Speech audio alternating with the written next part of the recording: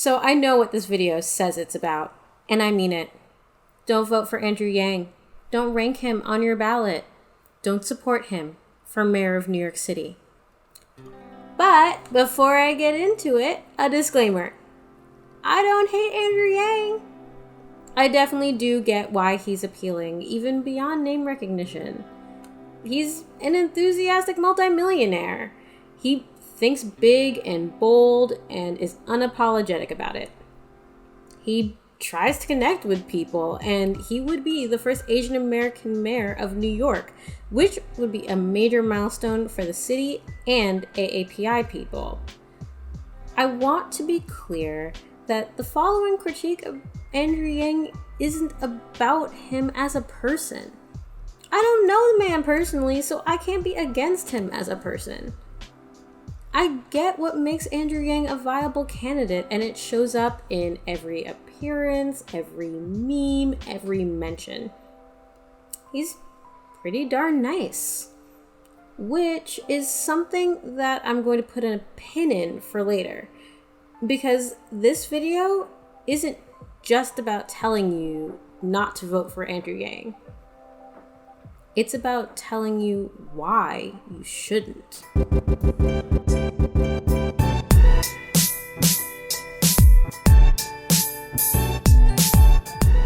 Hi, I'm Kaitlin Byrd, and or the handle @GothamGirlBlue. And as a lifelong New Yorker, born to two lifelong New Yorkers, born to people whose American experience and lives were defined by New York, I gotta say, I really care about my city. I mean, I care about my state and country too. I care about the world that we are frying to death with carbon pollution. But I really, really care about New York.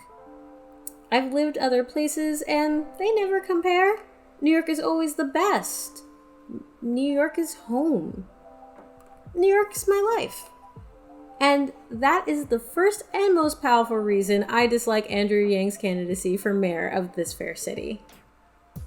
I wasn't enamored of his run for president, and I disliked his extremely Silicon Valley disruptor technocratic energy, especially when I learned that his UBI proposal might come at the expense of the Great Society and the New Deal. But when I put his ideas, career, and political outlook into my usual framework for evaluating candidates, let's just say I was epically disappointed. That's an emphasis on the epic. Experience. Persona. Impact. Coalition.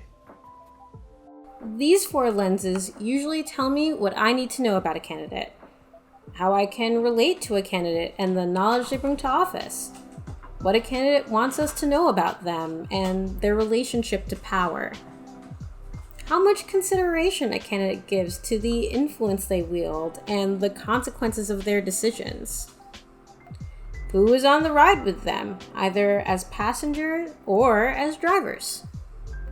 There are other things to learn about a candidate for elected office, and I'm not going to act like this acronym covers everything you could possibly want to know. But it is a great way to see how I align with a candidate, their posture, and their platform. Or than out a massive herd like this year's mayoral field. And when I put all of those lenses on Andrew Yang, what I saw from him was disqualifying. To be blunt, Andrew Yang does not have the experience, persona, impact, or coalition to lead New York through what is sure to be a period of profound transformation. So let's get into each of these to explain how I can be so sure in my opinion. There are two kinds of experience I use to rate a candidate: professional/purpose-driven experience and lived experience. And Andrew Yang does not impress me on either. It's already been said, but he has absolutely zero professional experience in government. He doesn't know the agencies and powers he would administer. He doesn't have any knowledge of how different parts of city government interact with each other. He isn't familiar with how money moves through the municipal government, or who is responsible for what, or how projects go from concept to execution at the city level. If all of that sounded boring, yes it is. Yet it is very important to know if you are running for mayor, and it is even more important to be able to point to something that shows you can succeed among all of that boring stuff. But, you say, as a person who is trying to be very fair, it's okay that he doesn't have government experience because he is a very successful entrepreneur. And I will say, that's not pertinent experience for running government. First, the purpose of a business is to make money. The purpose of a government is to serve citizens. These are not the same thing. Not even close. Next, even if I dismiss the fact that extracting money from capitalism doesn't make you good at governing, Andrew Yang has never started a successful business. On his own, he has tried out ideas and gotten bored of them well before they reach any kind of sustained success. His millions come from being an excellent manager of a business that was already up, running, and successful, and effectively handed to him by the kind of friend that you make when you go to one of the most elite boarding schools in the world. His nonprofit was also not particularly successful, and it was definitely not diverse. Because of that lack of diversity, focus, and overall dedication, his ideas and organizations generally haven't knocked it out of the park. All entrepreneurs fail, and that doesn't make them unworthy, unsuccessful, or unforgivable. It's just life. I would know. But that's a tough record to hang your hat on when you're asking a whole city to trust you without any ability for us to curb or void your experiment with our government. And I'll be direct, I don't see anything on Andrew Yang's resume that offers a particularly good reason why we should hand someone a nearly $100 billion budget and control over the largest school system in the United States. Of course, I might be more forgiving if it weren't such a big part of his persona. When I talk about persona, I'm talking about the kind of approach a candidate brings to public interaction, how they talk about themselves and their view of government, what they share as expertise. In short, how they think they're going to do their job. So, when I hear Andrew Yang talk about how he's going to be chief cheerleader of New York, that his hastily retrofitted UBI policy is innovative, that he doesn't owe anyone favors, I get really nervous. Maybe it's just personal taste, but I'm not a huge fan of businessmen coming out of nowhere as political outsiders who don't owe anything to the establishment and have a noted record of exclusion, if not outright discrimination, in their business practices, like a certain someone we all know and despise. Besides the obvious downsides, it's disquieting to me how easy all of these business scions and entrepreneurs make government and politics out to be. Andrew Yang has described the mayoralty as about team building and culture setting, rather than, the complex details involved in setting and accomplishing an agenda for one of the greatest cities in the world. In a New York Times article about Venture for America, the nonprofit he started to add 100,000 jobs to distressed communities, there's this quote. Andrew comes up with these grand ideas, and he loves to obsess about them and talk about how great they are, but he doesn't think through all the details, said Chris Landa, a Venture for America employee between 2016 and last year. She said the nonprofit had an important mission and a talented staff, but Mr. Yang did not lead successfully. He couldn't be bothered to actually focus on the details. And this disengagement from detail shows up. It is in his answers about how he will delegate. It is when he suggests some program or effort that New York already has. It shows up in the reality that his name recognition comes from a failed presidential run, and that this mayoral race is the proverbial cart before the horse in testing New York City as a launching pad for his next national campaign. And finally, it shows up in his voter file. I am suspicious of capitalists suggesting that government is easy, that it just needs whatever trait they demonstrate the most, and that bureaucratic expertise is just a way of slowing down innovation. But I am all the way suspicious of anyone, of any background, at any point, in any office, ever, who seeks out votes they themselves have never cast. I got Bernie Sanders for it. I'm getting on Andrew Yang for it. He wants to lead a city where he's never engaged with local issues or followed local problems or offered local solutions. And I know that people are going to attack me over that. So let me offer some sort of proof for my claim. Because I am over a decade younger than Andrew Yang, and this is what our comparative voter files look like. Due to sending my first ever vote via absentee ballot the day before the election, I unfortunately didn't get it postmarked in time and it wasn't counted, so it's missing from this compilation. But I swear I tried. I was going to vote for Eliot Spitzer for governor and Hillary Clinton for Senate. Memories. The problem with that image is that the more involved voter isn't the person running for elected office.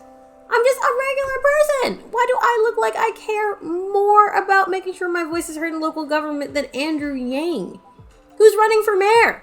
And why doesn't it bother him? Which brings me to... So rather than explain impact, I'm going to bring up a name that will place us square in the middle of some thorny issues. This isn't to be incendiary, but to demonstrate the importance of centering impact on policy. If we can hop in the Wayback Machine to 2014, Akai Gurley is walking in the stairwell of his home, a NYCHA housing project, when a ricocheted shot from a police officer's gun kills him. The officer had a weapon drawn and a finger on the trigger with no obvious threat. They did not administer CPR or respond to a commanding officer, instead texting a union representative in the wake of a 911 call. When the officer was arrested, charged, indicted, and finally convicted of manslaughter in 2016, there were Black Lives Matter protests in the streets. Reasonably. But even more curious than the officer being held accountable for the death of an unarmed black man was the fact that the conviction was met with national counter-protests because the officer was a young Chinese-American man named Peter Liang. The incident inflamed long-held tensions between Black and AAPI communities, made efforts to build solidarity fraught and difficult, and was a major touchstone for Black and Asian elected and organizing leaders across New York, particularly because of his commitment to additional police, his invocation of organizing work of Asian Americans in Georgia, the importance of maintaining connection and support to two major constituencies. I think it's important to know how Andrew Yang thinks about Akai Gurley and Peter Liang and the role the police union had in the whole affair. But it's also about whether he has heard the feedback and critique of the policies he wants to implement and has processed a real response. Because critics from multiple backgrounds have questioned his ability to navigate these painful topics with the kind of sensitivity and care necessary to keep them from spiraling out of control. If he hasn't processed the death of Akai Gurley and the conviction of Peter Liang, if he has no vision for how he would have handled such a crisis as mayor, if he hasn't crafted solutions to prevent the next one, it's not because he hasn't been told. It's because Andrew Yang hasn't been listening. This lack of listening from Andrew Yang is particularly notable because he is always saying that he's hearing from people. He heard from people that it's wrong to take Israel's side in Israel-Palestine. He heard from people that the real problem in New York is unlicensed street vendors. He heard from people that coronavirus is pretty tough in the city. So I have to ask, who are these people that Andrew Yang is talking to? The answer, overwhelmingly New York's wealthy and privileged, who, not so coincidentally, are his biggest donors. Andrew Yang is a favorite of hedge fund billionaires, and that goes extra for the ones who donate to Republicans. Let's look at some names on the list. There's Ken Griffin, a major Republican donor whose $34 billion hedge fund might have engaged in a major conflict of interest in the GameStop saga. There's Daniel Loeb, who compared the first Black woman to be New York Senate Majority Leader, the incomparable Andrea Stewart Cousins, to the KKK. There's Jeffrey Yass, an out-of-state Pennsylvania billionaire who not only donated to the very same Republican Georgia senators that Yang is so proud of ousting, but probably gave money that fueled the January 6th insurrection. And finally, Bradley Tusk, the premier political lobbyist for all the elites you know and love, like cops, charter schools, gig companies, and real estate. Bradley Tusk's support is particularly interesting because he's on record describing Andrew Yang as an empty vessel, which is sure how I like my mayor described by billionaire lobbyists. Look, these are not the people I trust to have the best interests of millions of non-millionaire New Yorkers at heart. All of this is to say that Andrew Yang may have a coalition that includes normal people, but it's not one for normal people. It's not a welcoming place for people who struggle with basic needs, queer people, communities that are targeted and attacked by cops, people who identify as women, or even the vanishingly small group of people who prefer policy written on something larger than the back of a cocktail napkin. Andrew Yang doesn't have community support, ground level or grassroots support, because that's not who his campaign is designed for. Or, at least, that's not what his constituents are paying for. After all that, you might think I lied at the beginning. How could anyone say all of this about a candidate and not hate them, not feel personally about them? Let's go back to that pin in the beginning about how nice Andrew Yang is. Because his durability, his visibility, the very conceit of his campaign rests on the fundamental truth that Andrew Yang is really nice. It was the first word that came to mind, even as I furiously tweeted about how much I disliked his campaign, even as I ranted to everyone in hearing distance, even as I assembled this video. Nice. And it reminded me of a tweet I had seen from user Jordanot about the dichotomy between nice but not kind and kind but not nice. In the amazing comments underneath, a conversation started up about New York. We are kind, but not nice. We will help you carry your stroller down the stairs, but we won't make eye contact. We will offer directions to lost tourists, but we will look annoyed and harried the whole time. We will move out of the way, let kids stare out of the front window in the subway, but we will grumble up a storm about it. Andrew Yang is nice. But our New York brand of kindness is missing. Unfinished ideas, wild proposals, shallow comprehension, constant newness information that should be absolutely known. These are marks of unkindness from someone asking us to trust him to run our city so he can convince millions more to trust him to run the country.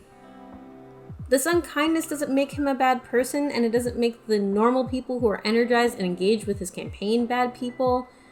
But it is enough for me to say, with every bit of political expertise I have acquired, that Andrew Yang should not be ranked on your ballot. Not first, not second, not at all. And while I might not be nice in saying it, all I'm trying to do as a third-generation New Yorker is be kind to my city. Thank you for watching all the way through. I will be doing a follow-up on my top 3 candidates on my Patreon, so you should sign up for it. I show up Wednesdays on the Betches Up podcast, so you can get more of my lovely voice. And I am practically living on Twitter, so help my eternal soul. Check me out at all of those places, and of course, like, subscribe, comment, and share the hell out of this video. Till next time.